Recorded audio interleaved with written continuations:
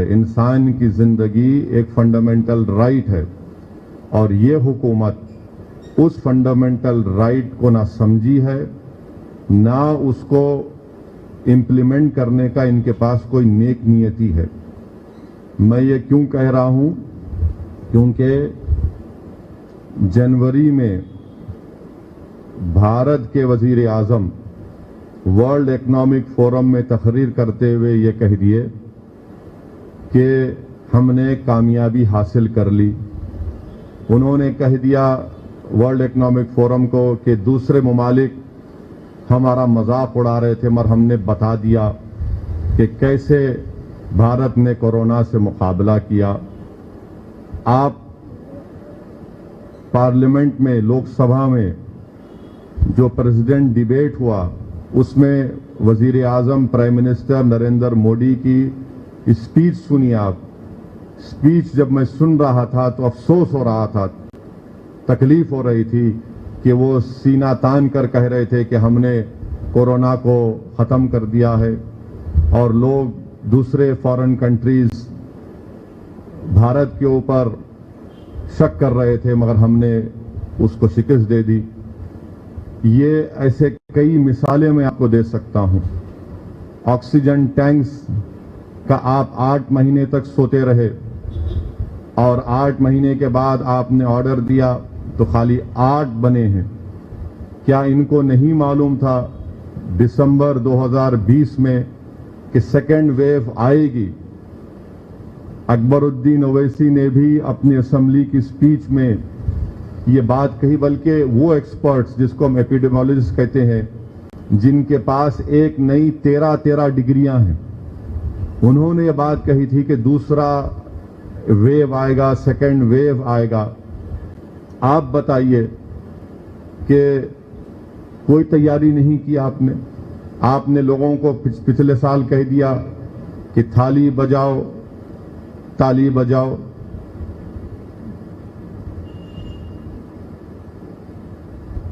तो आपने ये काम कर दिया। आपके पास आपने कुछ भी नहीं किया इसकी तैयारी के लिए। तीसरी बात यह है कि आत्मनिर्भर भारत बीजेपी कहती है। आत्मनिर्भर भारत अगर हम हैं तो हमको ऑक्सीजन सऊदी अरब से लेना पड़ रहा है। आत्मनिर्भर भारत हम हैं तो रशिया हमको कह रहा है कि हम मदद करेंगे। दुनिया के मुमालिक हमसे कह रहे हैं हम देंगे। कौन सा आत्मनिर्भर भारत की बात कर रहे हैं आप?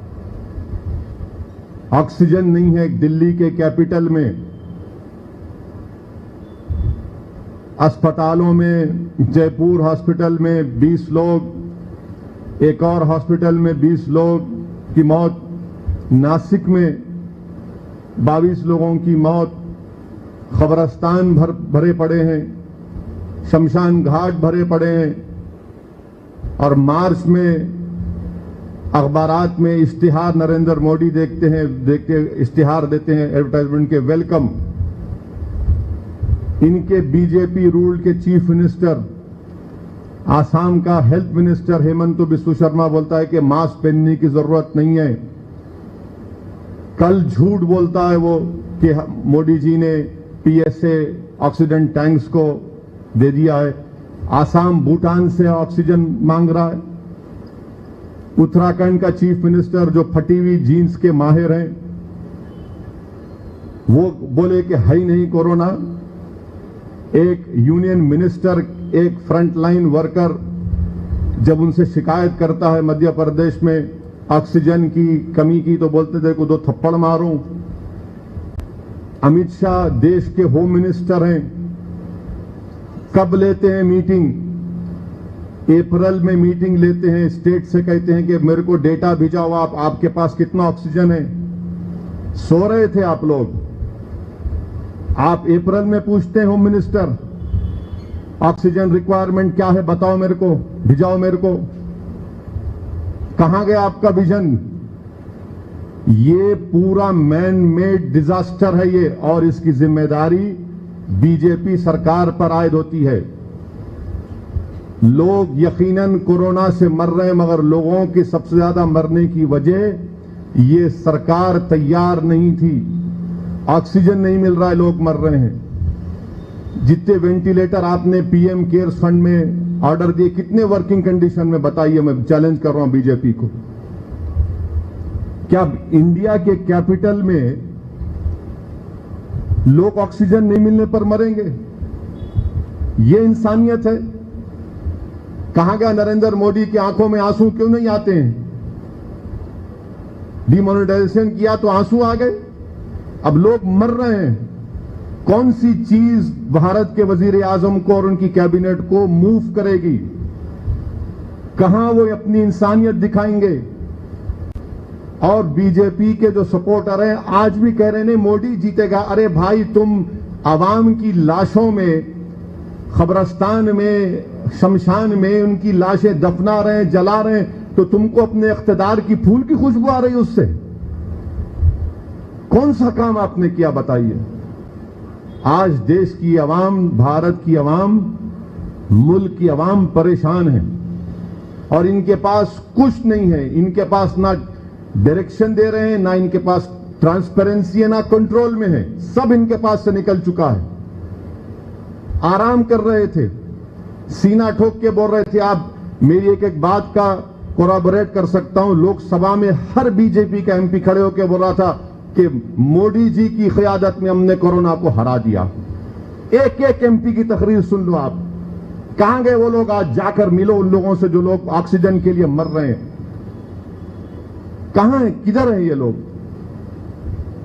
इसीलिए ये अभी भी वक्त है इनको कि वो होश के नाखून लें, गुरूर और तकब्बुर से निकलें। आप भारत से बड़े नहीं हैं। आज वो गरीब मर रहा है, आवाम मर रही है। लोग क्या कह रहे हैं? जो अपने अजीजों को, अपने रिश्तेदारों को कब्रिस्तान में और आपके शमशान घाट में उनका अंतिम संस्कार कर रहे हैं, उनका फ्यूनरल राइट्स कर रहे हैं, पूछिए उनके जबान पर क्या है, क्या उनकी तकलीफ का इजहार हो रहा है? कहां ये सरकार? कहीं नहीं है। मोदी सरकार इनविजिबल हो चुकी है, कहीं पर नहीं है इस क्राइसिस के दौरान में। वैक्सीनेशन का आप देख लीजिए। वैक्सीनेशन आप कब ऑर्डर देते हैं? कब ऑर्डर देते हैं आप? 2 मिलियन या 2 करोड़ लोगों को इंजेक्शन लग रहा है, जबकि हर रोज 10 करोड़ लोगों को इंजेक्शन लगना चाहिए। हर रोज 10 मिलियन लोगों को। अब तो सेकेंड डोज के लिए तो वैक्सीन ही नहीं है। पूछो आप, है ही नहीं वैक्सीन सेकेंड डोज के लिए। ना कोवैक्सीन है, ना कोविशील्ड है। और ये कौन सी कीमत है? कौन सी कीमत है ये? क्या कीमत लगा रहे हैं? ये पूरे 1 साल में लाखों की तादाद में लोग बेरोजगार हो चुके हैं, बल्कि करोड़ों की तादाद में। करोड़ों की तादाद में आवाम की आमदनी कम हो चुकी है। आप बोल रहे हैं कि पैसे दे के लो, कहां से देंगे गरीब? ये इसीलिए कह रहा हूं कि इनके पास ना ये कंट्रोल में है, ना इनके पास ट्रांसपेरेंसी है, कुछ नहीं है, ना डायरेक्शन है। हर एतबार से नाकाम साबित हो चुके हैं।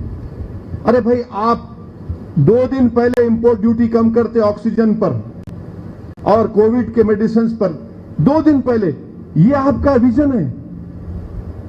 जब लोग मर रहे हैं आप 2 दिन पहले करते हैं। क्यों जीएसटी आप लगा रहे 20 पर? कितना जीएसटी है इसके ऊपर? आपके जीएसटी आपका देखिए, रेमडेसिविर पर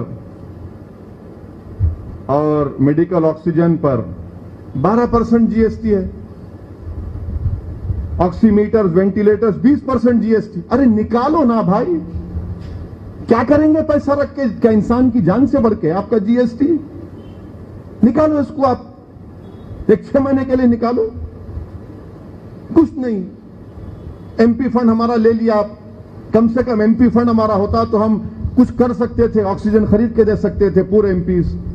मगर सेंट्रलाइज, हर चीज सेंट्रलाइज। हम प्राइम मिनिस्टर से कहना चाह रहे हैं कि आप आइंस्टाइन नहीं है,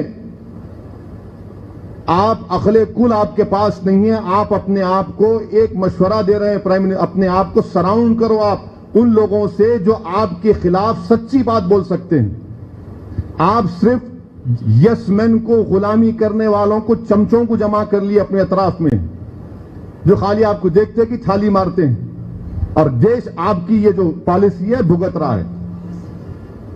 क्यों नहीं आपके ये क्यों हुआ? हम प्राइम मिनिस्टर से पूछना चाह रहे हैं, बीजेपी से, क्यों हुआ फिर ये? आपकी जिम्मेदारी नहीं है ये? मैं आवाम की तकलीफ और जज्बात की तर्जुमानी कर रहा हूं, और जो लोग मेरी बात सुन रहे हैं मुझसे मुत्तफिक भी होंगे कि हां, एक एक बात इसमें सच्चाई है। ये हालात हैं, और मैं आवाम से अपील कर रहा हूं कि आप मायूस मत होइए। यकीनन ये बहुत मुश्किल वक्त है, और हम तमाम मुल्क के लोगों को एक होकर सबकी मदद करना पड़ेगा। इख्तिलाफात और जो भी हैं उससे उठकर हम तमाम को मदद करना है, और इसी से ही हम ये जो एक हेल्थ इमरजेंसी है इसका मुकाबला हम कर पाएंगे। ये आसान काम नहीं है। और मैं और एक बात आपको बता रहा हूं कि मैं जो एक्सपर्ट से बात किया हूं वो ये कह रहे हैं कि अगर हम लोग 80% पॉपुलेशन को वैक्सीनेशन नहीं देंगे तो थर्ड वेव भी आएगा, थर्ड वेव भी आएगा। और आप है ही नहीं वैक्सीन आपके पास, आप तो बोल दिए कि स्टेट्स को ले लो 400 रुपए में। कहां से स्टेट्स? मैं शुक्रगुजार हूं तेलंगाना गवर्नमेंट का और दीगर स्टेट गवर्नमेंट बोले कि हम फ्री में दें। स्टेट के पैसे नहीं है। अरे आपके पास है ना पीएम केयर्स फंड, जो खजाने पे बैठे हैं आप। पीएम केयर्स फंड क्या करेंगे? दो ना स्टेट्स को, आप पूरा बांटो। सरकार के पास पैसे, आप बोलिए हम देंगे, सब्सिडाइज करेंगे पूरे भारत की जनता को। Right to life prime minister को जानना चाहिए, फंडामेंटल राइट है। गवर्नमेंट ऑफ इंडिया का काम है कि हर भारत के सिटीजन को इंजेक्शन दिलाना, वैक्सीनेशन। आप खाली इतने खरीद के बाकी तुम खरीद लो, क्यों खरीदेंगे? किस लिए हमारा पैसा आपके पास है? फिर ये आपका काम है कि हर एक को इंजेक्शन आप दिलाना, वैक्सीनेशन दिलाना। आप क्यों नहीं दिए परमिशन आप फाइजर को? दिसंबर में फाइजर आया, आप नहीं दिए, बहाने बना दिए, चले गया। अब बुला रहे फाइजर को तो फाइजर बोल रहा है मुझे इंडेमनिटी दे दो। आप क्या कर रहे थे? आप क्या प्लानिंग है आपके पास? कब तक झूठ बोलेंगे? कब तक बेवकूफ बनाएंगे भारत की जनता को? आप 6 साल से आप नफरत नफरत का आवाज। ये हालात हमारे मुल्क के हैं। मैं आखिर में पूरी आवाम से अपील कर रहा हूं कि खुदा के लिए प्लीज हाथ जोड़ के आपसे अपील कर रहा हूं कि बगैर मास्क पहने घर से मत निकलिए। सोशल डिस्टेंसिंग को जितना हो सके कोशिश करिए, आसान काम नहीं है और कोशिश करिए। वैक्सीनेशन अगर है उन जगह पर तो पहली फुर्सत में जाकर आप वैक्सीनेशन लीजिए। मजाक नहीं है, याद रखिए। अगर कोई लोग ये समझ रहे हैं कि नहीं नहीं ये सब कुछ भी नहीं है, याद रखिए बेड नहीं मिल रहे हैं अस्पतालों में। आप मजलिस के जिम्मेदारों से पूछिए कि रात में, सुबह में 2-2 बजे सेहरी के वक्त रोते हुए फोन आता है कि हमारे को बेड दिलाओ। माने बेबसी का आलम में आ चुका हूं मैं तो, कि फोन करते हैं कि कहां दिलाएंगे बेड। उन लोगों की आहें, उन लोगों का रोना, उन लोगों की तकलीफ। आप बताइए कि ये बहुत जरूरी है। इसलिए आवाम से अपील कर रहा हूं कि खुदा के लिए प्लीज मास्क पहनिए। और नौजवानों को बता रहा हूं कि ये सेकेंड वेव में बड़ी तादाद में नौजवान मुतासिर हो रहे हैं। नौजवानों को कोविड हो रहा है। इसीलिए हम तमाम को ये तमाम एहतियाती तदाबीर को इख्तियार करना है, मास्क पहनना है। वैक्सीनेशन, अगर सेंटर्स में वैक्सीन है तो फौरन आप प्लीज जाकर वैक्सीन लीजिए, टेस्टिंग करवाइए, और अल्लाह के लिए, खुदा के लिए हिमाकत मत करिए। ये कोरोना आपका इनविजिबल दुश्मन है जिसको आप देख नहीं सकते। अगर कोई ये समझ रहा कि नहीं काली नजला बुखार है, खांसी है, मेरे को कुछ नहीं होता, मैंने नहीं, आपको बर्बाद कर दे रहा अंदर जाके उन्हें। जो लोग आईसीयू से निकल के भी आते 15-15, 20 दिन, एक महीना उनको ऑक्सीजन लेना पड़ता उनको रिकवरी के बाद भी। खुद मजलिस के कॉरपोरेटर को जानता हूं मैं, बास के लंग्स डैमेज कर दे रहा है। इसीलिए बचाइए अपने आप को, क्योंकि ये सरकार, मरकजी सरकार अब कुछ नहीं कर सकती, इनके हाथ से निकल गया ये। इनके पास कोई डायरेक्शन नहीं है, इनका कोई कंट्रोल नहीं है, कोई ट्रांसपेरेंसी नहीं है। कल मन की बात में एक मर्तबा प्राइम मिनिस्टर ऑक्सीजन के बारे में बात करें, सिर्फ एक मर्तबा। हम प्राइम मिनिस्टर को बोल रहे हैं कि आप पूरे भारत की जनता के लिए वैक्सीनेशन दिलाइए। क्या करना है इतना पैसा रख के? भारत की जनता का पैसा है ना मेरा है ना आपका है। कोई प्लानिंग नहीं है इनके पास। बहरहाल ये हालात हैं और ये हमारी तरफ से बिल्कुल छोटी सी कोशिश है। मैं कोई बड़े दावा नहीं कर रहा हूं, आप भी जानते हैं, मैं भी जानता हूं कि ये बहुत बड़ा चैलेंज है हमारे लिए, मगर हमको मिलकर ताउन करना है। और मैं साथ ही साथ हमारे पुलिस के भी जो लोग फ्रंटलाइन वॉरियर्स हैं वो भी बड़ी मेहनत कर रहे हैं और मैं उनका भी शुक्रिया अदा करता हूं। बहरहाल ये कोशिश है मजलिस चैरिटी एजुकेशन ट्रस्ट के। और ऑक्सीजन, हाँ एक और बात, ऑक्सीजन कॉन्सेंट्रेटर ही नहीं है। कहाँ नहीं है ना, कहीं नहीं है मार्केट में ऑक्सीजन कॉन्सेंट्रेटर, मिल ही नहीं रहा, कहीं भी नहीं है। अब यूके भी जा रहा ऑक्सीजन कॉन्सेंट्रेटर। आत्मनिर्भर भारत है ये। क्या ऊंचाई पे पहुंचा दिए मोदी जी आपके, ऑक्सीजन ही नहीं मिल रहा है भारत को। ऑक्सीजन कॉन्सेंट्रेटर दस्तयाब नहीं है, गरीब परेशान है। ये बहुत गलत हो रहा है, बहुत गलत हो रहा है। ये नहीं, ये कोई ऐसी बात नहीं कह रहा हूं मैं आपको, मैं बता नहीं सकता कि किस हाल से आवाम गुजर, कहां से हमको लोग उम्मीद से फोन करते, हम थोड़ा बहुत कर सकते, बस तो बिल्कुल ही परेशान है।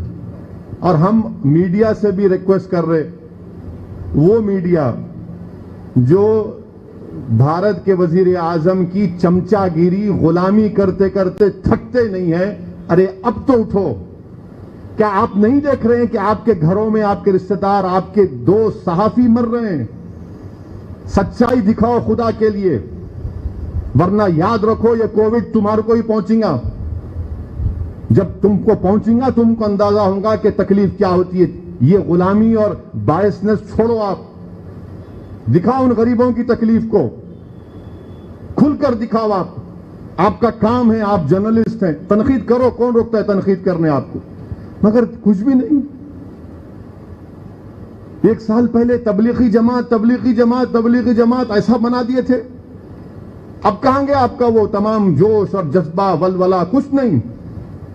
रात के 9 बजते कि आके दूल्हे भाई बैठ जाते टीवी के ऊपर और पूरे के पूरे, ओ ये हो रहा, असदुद्दीन अवैसी, वो फुला। अरे अब दिखाओ भाई, बताओ। रात में रोक फोन करते, रेमडेसिविर दिलाओ, टोसिलिमेब दिलाओ, कहां से मिलेगा? ये आत्मनिर्भर भारत है। खाली वादे, अब कितना दिए उतना आएंगे, वो प्लान कर दिए, फुला। अरे है ही नहीं भाई मार्केट में। अगर ये सब मिल रहा तो लोग क्यों फिर रहे फिर? और ये वक्त है कि पूरे स्टेट गवर्नमेंट को हम अपना हेल्थ का बजट, बांग्लादेश छोटा सा मुल्क है, 3% ऑफ जीडीपी हेल्थ पे खर्चा करता बांग्लादेश। हम क्या खर्चा कर रहे बताओ आप? 1% भी नहीं हो रहा हमारा। हम बढ़ाए, क्या बढ़ाए? आप कुछ नहीं बढ़ाए। तेलंगाना सरकार से भी हम डिमांड करते हैं कि उस्मानिया हॉस्पिटल की नई बिल्डिंग बनाना चाहिए आपको। शाम में जमीन है, बनाइए आप। चीफ मिनिस्टर चंद्रशेखर राव का मैं शुक्रगुजार हूं। कालेश्वरम, मिशन भगीरथा हो गया, बहुत अच्छा है। अब नेक्स्ट 5-4 साल में आप अस्पताल बनाइए। उस्मानिया हॉस्पिटल की नई बिल्डिंग बनना चाहिए। ये वायरसेस चलते रहेंगे, एक्सपर्ट्स बोल रहे कि फिर वायरस थर्ड वेव आएगा। हमारा हाल यह है कि अब उठेंगे फिर खामोश हो जाएंगे, फिर आया तो फिर उठे। रिएक्शनरी काम नहीं चलेगा नरेंद्र मोदी जी, प्रोएक्टिव रहना पड़ेगा आपको। रिएक्शनरी होने से ये सब देख रहे आप। तो ये चंद बातें थी। मैं उम्मीद करता हूं कि आपको अब सवालात करने की जरूरत नहीं है।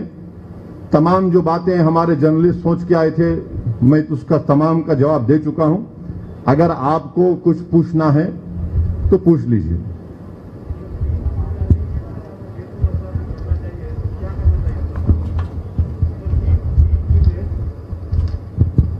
केंद्र सरकार को पहले यह काम करना चाहिए कि प्राइम मिनिस्टर नरेंद्र मोदी देश को ये वतन अजीज के जिम्मेदारों को ये बता दें कि इनकी सरकार भारत के मुल्क के हर शहरी का वैक्सीनेशन वो देंगे, उसका खर्चा बर्दाश्त करेंगे।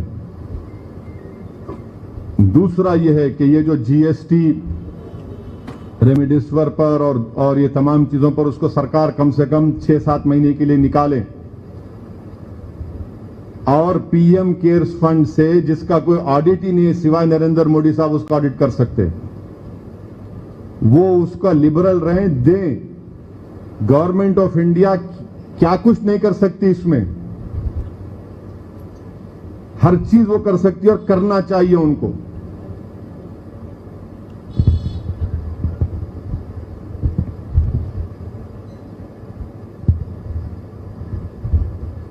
भाई टिक टाक नहीं होगा, अभी टिक टाक नहीं करने वाला हूं मैं।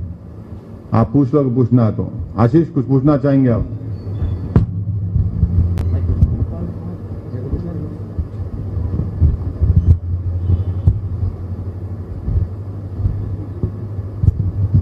इंग्लिश में वो बोल दें। हाँ? बेसिक पॉइंट्स जो अरे अब वो इंग्लिश में बोल दे। भाई मेरे को स्क्रिप्ट राइटर नहीं है ना, लिख के देने कैसे। So basically, sir, you have raised several issues, and in particular. दूर ठहरिए, हटिए। जो एक मिनट, जो गैर मुताल्लिक़ अफराद हैं बाहर चले आइए, चलिए।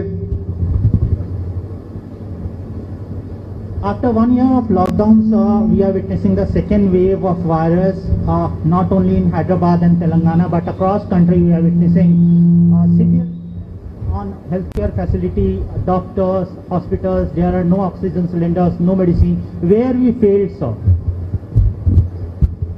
Where we failed because of this government headed by His Highness Shri Narendra Modi. We failed because they didn't had that vision. They didn't plan for this. All the experts in the country were saying that the second wave will come. Those experts who have more than 10 to 13 degrees have been warning us. But this government was in deep slumber. This government headed by the Prime Minister Shri Modi, while addressing the World Economic Forum, he openly claimed that we defeated Corona. Please go and read the speech of the Prime Minister given to Lok Sabha during the reply to President debate. He openly said that other foreign countries were pessimistic and suspicious, but we have defeated Corona. We have overcome Corona, COVID. It is their lack of planning, lack of concern for the people of India that we are seeing this carnage. We are seeing this deaths which are happening in thousands. Can you please tell me if it is happening in Delhi, what is happening in places like Eastern Uttar Pradesh, in Madhya Pradesh, in Chhattisgarh, in rural areas of India? People don't even know why their wife, his child are dying. In Delhi it is happening. Can you imagine what is happening in rural area of our country? In Mumbai it is happening. In Telangana, Hyderabad, we are facing this difficulty. What is happening in rural areas? What is the life of an Indian? Please tell me, who happens to be poor. Where is the government? There is no government. Mr. Modi is like a Badshah sitting in a palace. He is not seeing what is happening outside his palace. He has no concern for people who are dying out there outside his palace. In the capital of our country, why didn't you placed orders for that PSA oxygen? It took you 8 months. You take decision to waive off import duty 2 days ago. Your Uttarakhand Chief Minister invites people. Your Health Minister says we have defeated Corona. Your every member of parliament stood up in Lok Sabha and said we have defeated Corona. You took credit for vaccine. Where is the vaccine? There is no vaccine available. For God's sake, what is this government doing? And what are the governments doing? No vaccine is there. We have nothing is left. Everything is in ruins. This is the state of affairs in our country. You have also raised the issue of GST, sir, on important medicine, emergency medicine, including oxygen and oximeter. It has GST. What appeal as a member of... Waive it off for next 6 months, for God's sake. Waive it off, please. Doesn't this government want to save any more lives? Waive it off for God's sake. क्या करेंगे पैसा रख के जब लोगों की लाशों के अंबार खड़े हुए हैं? When people the deaths are piling up, when cremation grounds are not stopping from doing the funeral rites of people who are dying, graveyards are full. In some Muslim graveyards, not even a single grave is being made. A big grave is dug and people are putting 10, 5, 6 bodies in that. What advice you will give it to central government as well as state government, different state government? You see, it's not an advice. I am only telling the Prime Minister, will he rise up to his constitutional duty of saving the lives of people of India or not? You must rise up and save the lives of people of India. You cannot stop doing this dramatics, all this emotional blackmail which you are doing. Do something on the ground. Nothing is happening on the ground. Atmanirbhar Bharat, what Atmanirbhar? My foot Atmanirbhar Bharat. If Atmanirbhar Bharat was there, why do you require help from oxygen from Saudi Arabia? Why do you require oxygen from other countries? What is Atmanirbhar Bharat? Please tell me. If Atmanirbhar Bharat is there, people call me at in the morning 2 a.m. we require remdesivir. Taslim is off. Where can I get? What Atmanirbhar Bharat is talking about? They have failed completely in discharging their constitutional duty. You fear another lockdown, sir, or you will support another lockdown? I have written an article in Telangana Today last year opposing the lockdown. I stand by my article which I have written. Please read that. You are not able to give them any help. You are not able to give them any relief. Though for 2 months you are saying we'll give them rice and that. Kya hai? What is that? How will a poor man or any human being survive on that? But now Home Ministry has announced relief for 80 crore people, sir. What relief? They'll provide food grains to 80 crore people. Apart from this, they have been only announcing. In reality, what is happening on the ground? Nothing is happening. Nothing is happening on the ground. This government, ministers, Prime Minister, MPs, they were thumping their chest. We defeated Corona. Why did second wave come then? Why are people of India suffering now? Please tell me who's responsible. Am I responsible? Who's responsible then? You have nothing. You have no control. You have no accountability. Things are not under your control now. You are only there as a professor giving gyan to gyan lobas. Take this gyan. Well, you are a government, for God's sake. You should be in control. You are not in control at all. That is why people are helping themselves. They have lost faith in this government.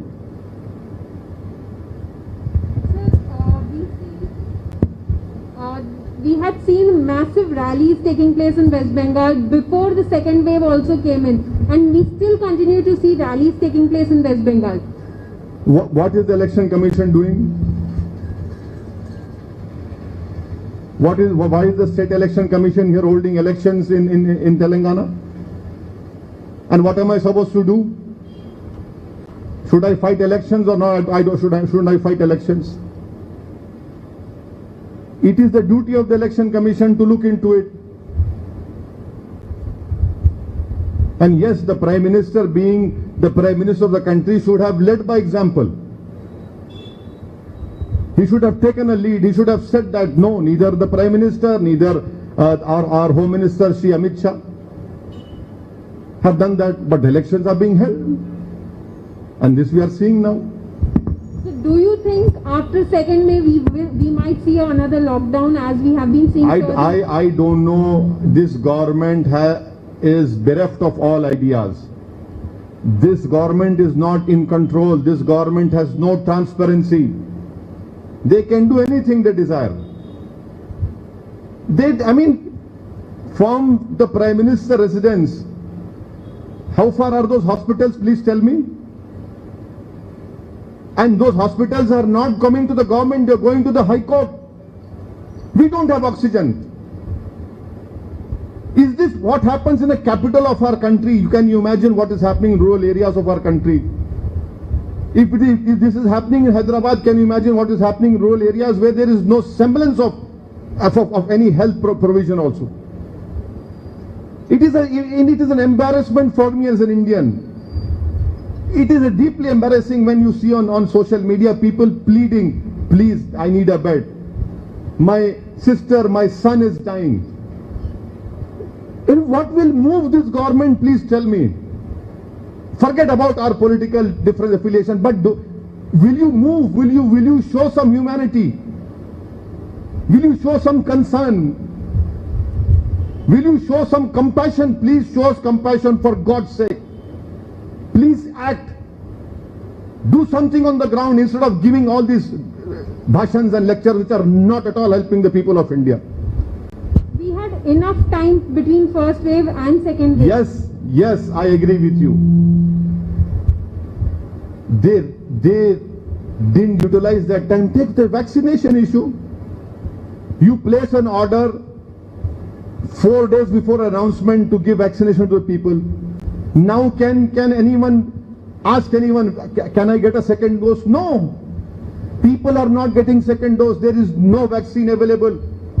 Why can't the Narendra Modi government take the responsibility and say, we will give vaccination to each and every Indian? Why are you leaving to the states? The states have no finances. It is your responsibility. You take the responsibility that we'll win that state, we'll give you free. Forget about it, you give it to everyone. People are dying. And we require at least 10 million vaccinations to be given every day. We are not even giving nearly 1 million or 1.5 million, and now there are no vaccines. This is completely obnoxious, I say. Completely, reckless behavior of this government.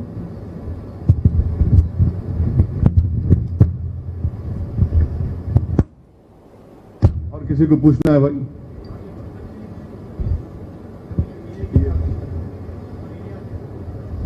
इंशाल्लाह 2 महीने तो चलेंगे, करेंगे, कोशिश करेंगे, अल्हम्दुलिल्लाह जितना हो सकता करेंगे। 2 महीने का प्लान है, अगर इंशाल्लाह अल्लाह ने चाहा तो कम हो जाएगा इसकी शिद्दत।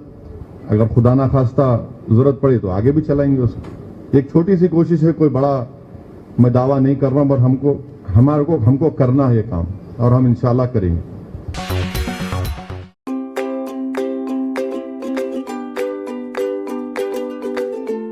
Every child's success story starts here, like a multifaceted diamond. Every student who steps into Success School shines with brilliance, sculptured by teachers polished to perfection. If opportunity does not knock, I will build a door. To us, success comes in cans, not in can'ts. Success is falling 9 times, getting up 10. Some people dream of success, others put their heart and soul into working for it.